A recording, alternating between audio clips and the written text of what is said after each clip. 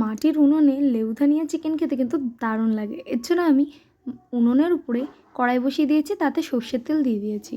পর্যাপ্ত পরিমাণ সর্ষের তেল দিয়ে তাতে জিরে ফোড়ন দিয়ে গোটা গরম মশলা ফোড়ন দিয়ে পেঁয়াজ আমি ভাজা ভাজা করে নেব। তারপরে লেবুটাকে চিকেনের সাথে ভালো করে ম্যারিনেট করে নেব।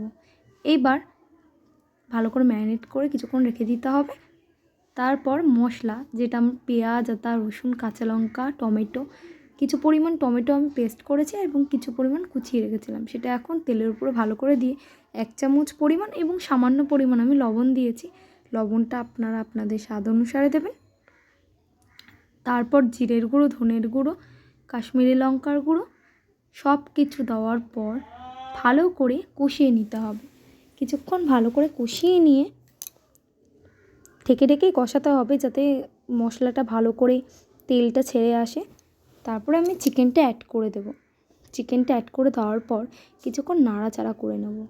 নাড়াচাড়া করার পর কিছুক্ষণ ঢাকতে হবে, ঢেকে রান্নাটা করতে হবে, যাতে চিকেনটাও সিদ্ধ হয়ে যায় এবং মশলা থেকে তেলটা ছেড়ে আসে। কিছুক্ষণ ভালো করে ঢেকে চিকেনটা রান্না করতে হবে। ভালো করে নাড়াচাড়া করার পর আবার ঢেকে দেবো আমি।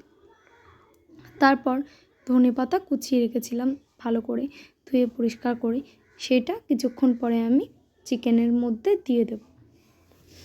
চিকেনের মধ্যে ধনেপাতাটা দেওয়ার পর আবার একটু নাড়িয়ে নিতে হবে।